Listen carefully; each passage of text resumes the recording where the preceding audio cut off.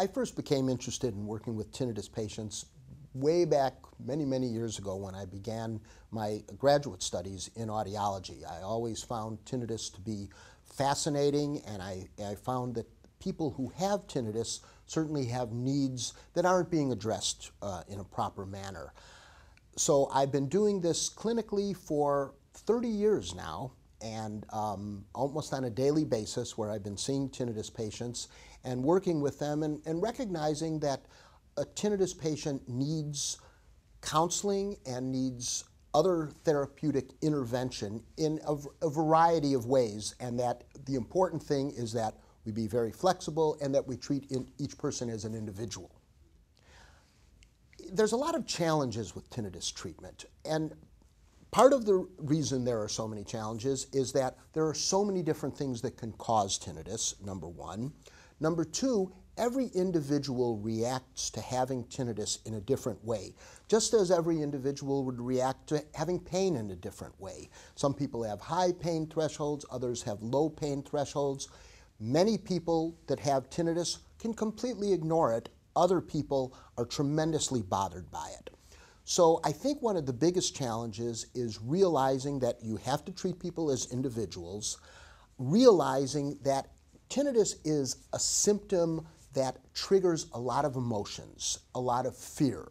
And so recognizing that you're going to have to address the person not only in terms of their physical needs, but in terms of their emotional needs, and giving people space for allowing themselves to grieve about having lost their hearing, about having tinnitus, having lost some of the capacity to sit around and relax in quiet. You have to let the patient experience that, but then we have to make sure that our patients realize that they're not doomed. This is not something that there is no help for or that there's no hope for. Even if we can't cure tinnitus, we can do things to help our patients realize how they can allow their brain to suppress their tinnitus. And we have to, in doing that, address their emotional concerns, allow them to realize that they're not crazy, they're not weak, they have something going on that's abnormal, and that they're reacting in a manner that may be contributing to some of the problems that they're having. So it's our job as professionals to provide them with education and to give them the kind of information they need to allow their brain to function in a normal manner and to suppress this very, very annoying signal that they're receiving. So if we're going to work with a patient and provide them with a pretty comprehensive tinnitus management program, we have to recognize that it's going to entail both very extensive counseling, and by counseling I mean educational counseling so that they understand what's going on in their auditory system, that in most cases the reason they have tinnitus is related to the fact that they have a hearing loss. And so we need to educate them about that. We need to educate them about what their brain is doing that's making it lock in or focus in on the tinnitus. So education becomes a very important component. But then another very important component of tinnitus management is some kind of sound or acoustic therapy, because we want to provide the patient with some kind of background stimulus that will mingle or mix with their tinnitus so that it allows their brain to not focus directly on the tinnitus. We're not necessarily trying to distract a patient away from their tinnitus, but we're trying to provide the brain with multiple stimuli so that the brain can turn down its contrast between silence and the tinnitus that a person perceives.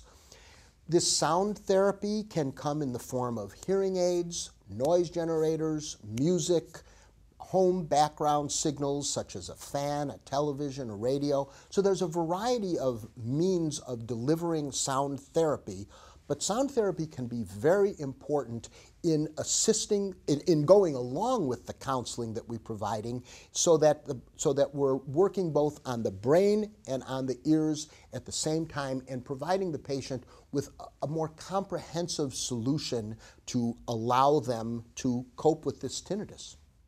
I think there's a lot of hearing healthcare professionals that become afraid when they have a patient sitting in front of them that's upset about their tinnitus. I think that there's this mystical aspect to tinnitus that makes some hearing healthcare professionals think that they're not qualified to deal with these patients. I don't agree with that. I think that there are some who feel that unless I take extensive coursework in tinnitus, I'm not qualified in helping the patient. I think that all hearing healthcare professionals understand the basics of tinnitus.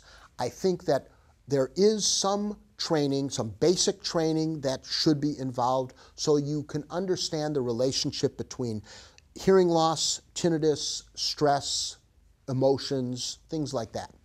Once that understanding is there, then I think as a hearing healthcare professional, you have an ethical obligation to try to at least begin the process of helping a person cope with their tinnitus, recognizing that the majority of people who have tinnitus are able to cope with their tinnitus fairly easily.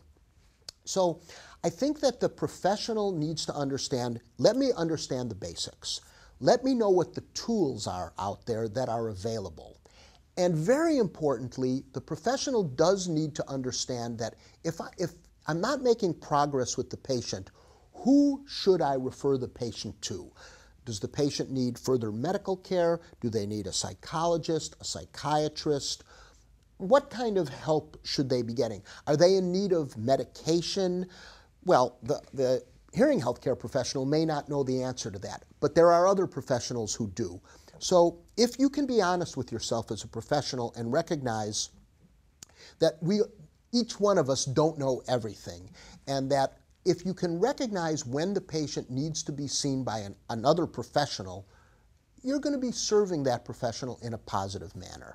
So understanding the basics, having tools to offer to the patient, and recognizing your limitations, and also knowing how to assess progress is very important and should allow really any hearing professional to be able to start with the tinnitus patient.